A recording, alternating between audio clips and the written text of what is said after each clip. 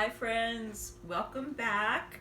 Today we are going to be doing an experiment, and it is one of my favorite experiments, and I hope you like it too. We are going to be making some fuzzy foam, and we are going to be using hydrogen peroxide and some yeast to get that reaction.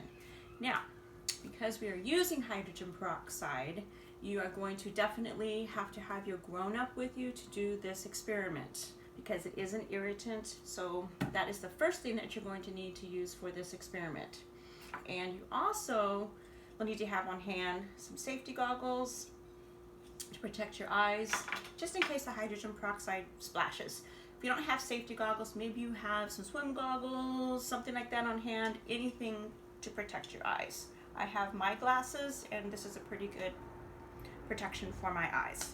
All right, so let's go over the things you're going to need. Like I said, hydrogen peroxide.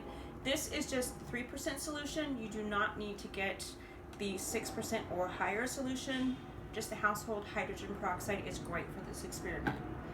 You're also going to need some dish soap, some warm water. I just got this from the tap. It's just lukewarm water, not too hot, not too cold. If you'd like, you can get a thermometer so that you can test the temperature of the reaction that we're going to have happen. You're also going to need some measuring spoons, a funnel, some active dry yeast, food coloring if you like, a couple of measuring cups, your bottle, plastic or glass, just as long as it's clear so you can see what's going on with your experiment, something to catch the foam, and something to cover your work surface. All right, I think I've covered everything. So let's get started. So the first thing that you're going to do is have your grown-up measure, let me get this out of the way so you can see, about a cup of hydrogen peroxide into your bottle. Now, hydrogen peroxide, it's made up of hydrogen as well as oxygen. And it decomposes very slowly. That's why it's kept in this brown bottle. When it's exposed to light, it decomposes over time. I'm going to use my funnel, pour it into our bottle. I'm using the funnel so it doesn't splash.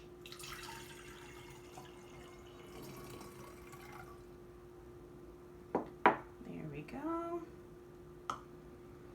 The next thing is to add a squirt of our dish soap. Good squirt in there. And what the soap is doing is that's going to be the part that gives us the foam.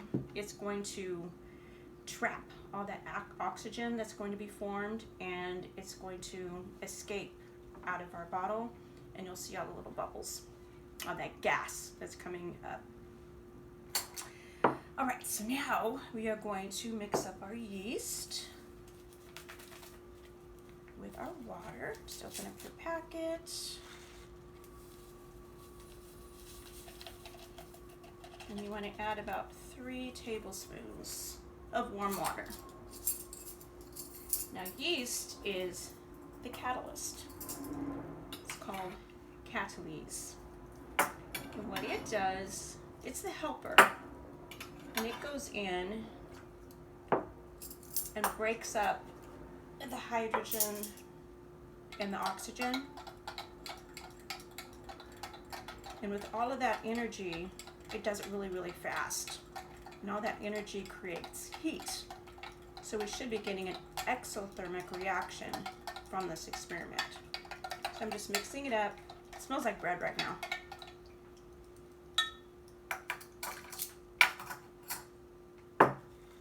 I'm gonna let this set aside just for a minute while I add the food coloring to our mixture. Put in, I think this is just an orange color. Give that a little swish.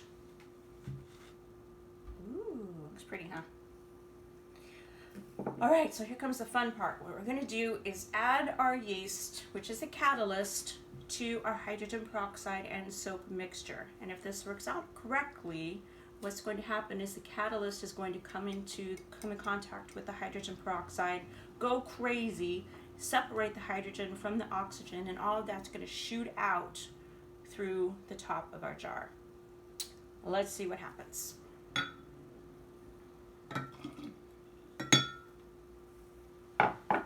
There it goes. Whoa. Is that cool or what? Now,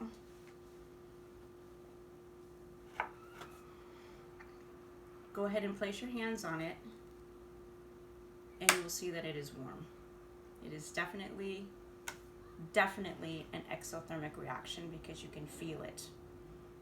Because the catalyst, the yeast, moves, it just made those things go crazy. They moved so fast, and it produced all that energy, and that energy produced heat. And it's foamy and soft and very warm. Don't get this in your eyes, don't get it in your mouth or your nose, but it's okay to touch it. And after you're done playing with it and touching it, you could definitely just pour it down the sink, because all this is right now is water and soap and some oxygen. And that's what came out of here. All right, now, wipe my hands off, and I want to see what would happen if we used a smaller bottle. So I'm going to set this one aside. Assistant? Yes. Can you move that over for me? Of course. Thank you. So I have same ingredients, smaller bottle. So we're going to see what happens with the smaller bottle. I guess we're using glue this time. Okay. So we're going to pour our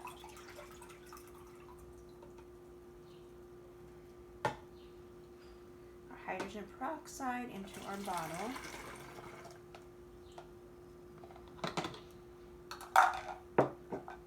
Then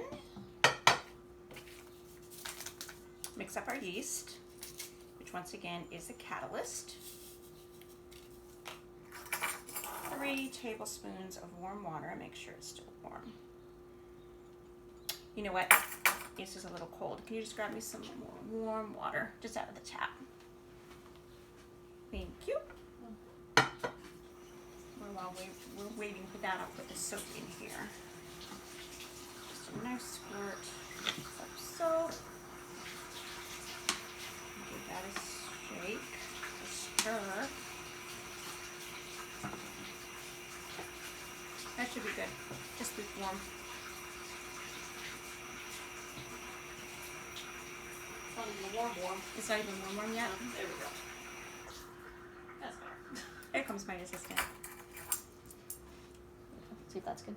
Yeah, that should be good. Yep. Put in our 3 tablespoons of water.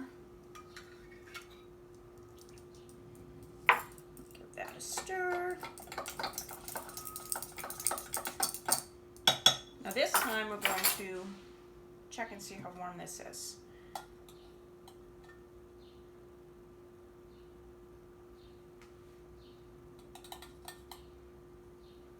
According to my thermometer, it's about 88 degrees.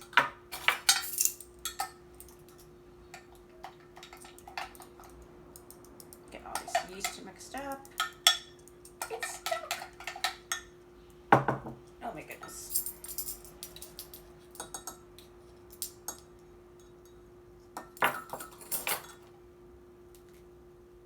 Do you want to show them?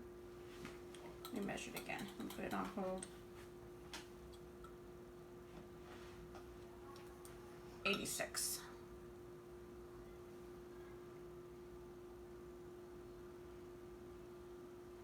Okay, so now we're going to add our food coloring, which is blue this time. Oh, there's a lot of blue. And we'll see what happens now. All right, guys, get all that yeast in there. You keep sticking at the bottom this time.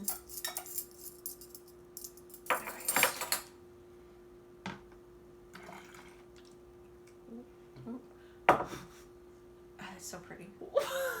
Oh, that's really pretty. Cool.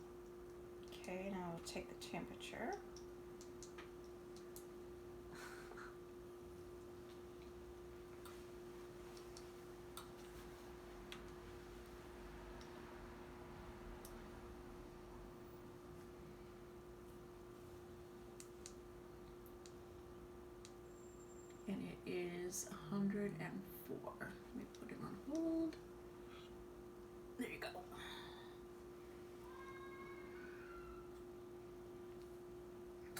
So it went up by about 20, a little less than 20 degrees. It feels so good. Feel it.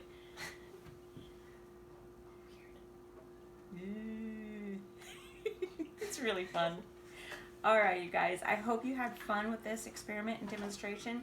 What you can do at home is try this experiment, maybe leave out the soap and see what happens. Maybe use a little bit more yeast. Just try around and see what happens with the experiment when you just vary the different things that you're doing with it. So I hope you had fun, and keep an eye on this on YouTube or Instagram and also Facebook for some more stories and crafts that are going to be coming up. And I'll see you soon. Bye.